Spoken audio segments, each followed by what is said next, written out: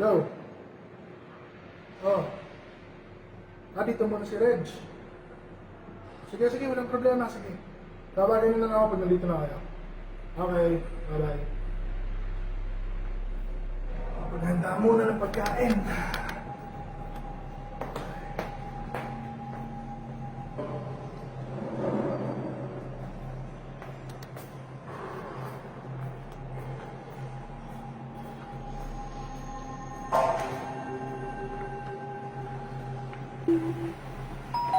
Diyan, ang tao, buksan mo. Oo na, buksan mo eh. Buksan mo na.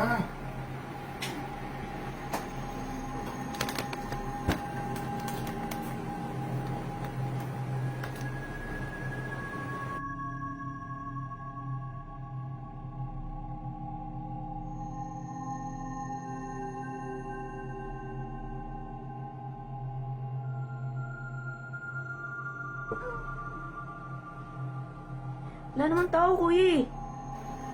Anong wala? Ay, may nag-doorbell. Tanga ka ba?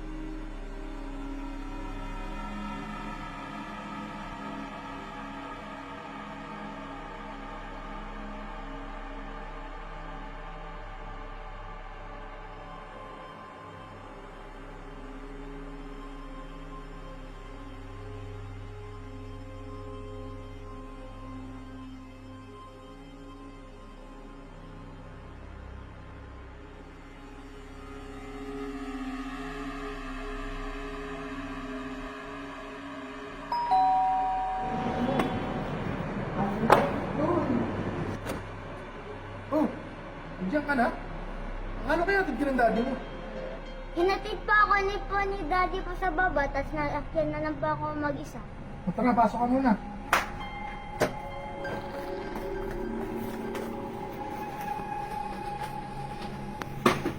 Pasok mo na yung bag mo. Kumain ka na ba? Hindi pa po eh. Kuha ko na mga kain.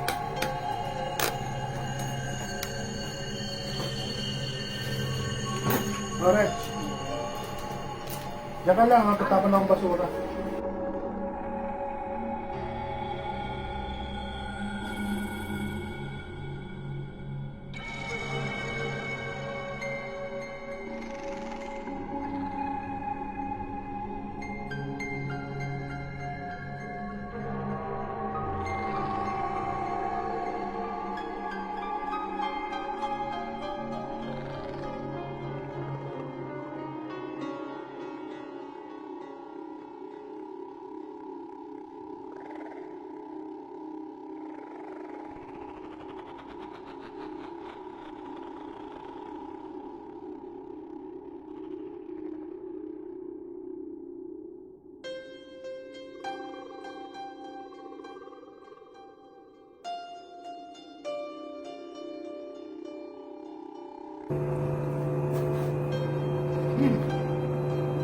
Baka tagalang.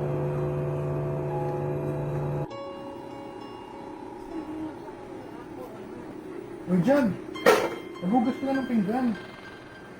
Hala, ako na naman. Kagabi naupugis na ako nga. Ikaw naman magugas. Oh, para sa yung pagiging kuya ko niyan. Kaya nga ikaw yung huling ginawa ni mama para may utusan ako. Magugas ka!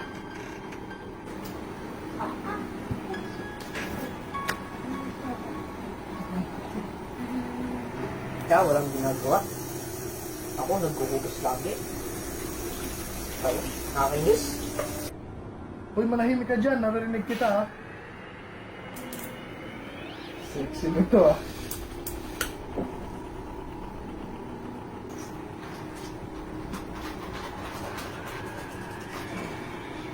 Masira ang tiyan mo.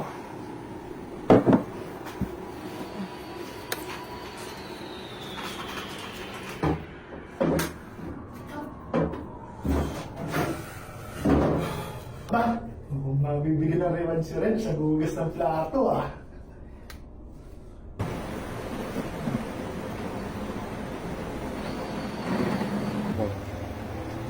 Oh, huwag mo nang galawin yan, hindi ka naman marunong eh. Baka masira pa yan. Nahawakan ko pa lang, masisira na agad. Uwi ka talaga, no? Tito, tapos ka na ba po sa bahay niyo po? Nagugutom na po ako. Uy, ayos, nagugas si Reg. May reward to sa akin. Reg, dahil nagugas ka ng plato, meron ako reward sa'yo. Ngayon yung pusa ah. Sa ice pa. Salamat po. Masarap po yung ice pa po, pero po hindi po ako gusto ng plato po eh. Ha? Hindi ka naghugas? Kasi sino?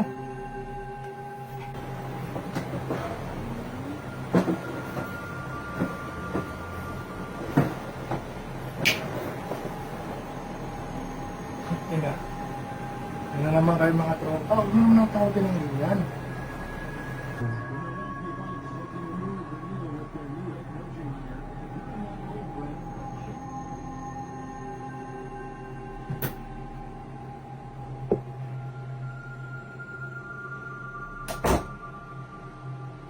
Puta, grabe naman kayo mga tropa. Huwag niyo naman ako takutin ng ganyan, bahay ko to eh. Grabe. Sure dito.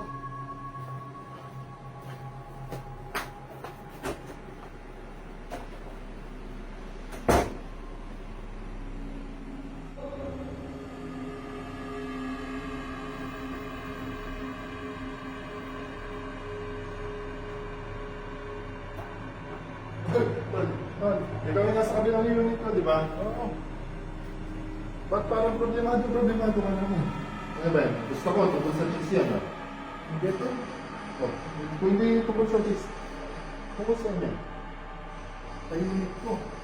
Oh, unit mo, tapos, Eh, minsan kasi yung gumagalaw ng bagay na hindi ko naman ginagalaw. so, natatakot ka naman. Oo, siyempre. Kasi mag-isa lang ako sa bahay, tapos may multo pa. Yun lang naman yan, naniniwala ka pa sa mundo na yan. Yan ang nangyayari sa'yo, nangyayari din sa unit ko. Gumagalaw bagay ng isa. Hindi po may gumagalaw na bagay, multo agad ang dahilan mo. Subukan mo, mag-focus ka, damhin mo yung energy sa paligid mo. Maswerte nga tayo, nandito tayo sa lugar kung saan yung dalawang dimensyon, isang beses sa isang taon, yun ang tatagpo. Dimension? Totoo ba yung mga ganun? Ganito kasi yan. Ang tawag doon parallel universe o alternate reality, kung saan ang dalawang dimensyon ay pwede magtagpo. At kung ano man ang galawin ng isang mo pang pagkatao sa isang dimensyon, pwede rin gumalaw dito sa mundong ginagalawan natin. Pero bihira lang yung mangyari. Kaya nga sabi ko sa'yo, maswerte tayo dahil nandito tayo sa lugar kung saan isang beses sa isang taon nagtatagpo ang dalawang dimensyon. Malay mo, makilala mo pa dito yung isa mo pang pagkatao. Matuto ko lang mag-focus para maramdaman mo yung mga presensya o enerhiya ng mga taong nasa kabilang dimensyon. Bata, laro tayo. Sorry, hinihintay ko yung kuya mo eh.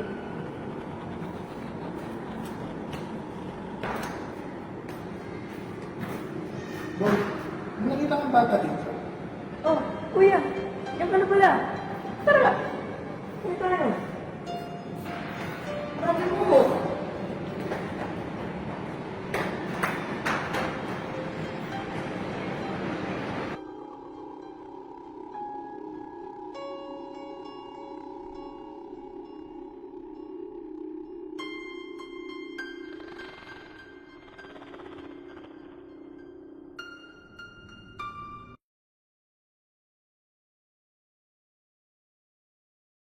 Yung mga game na. Pag sara mo niya, 3 seconds, pasok ka, alabas ka.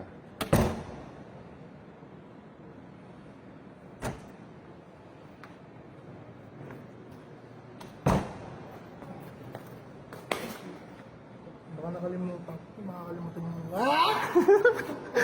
Blue Cars!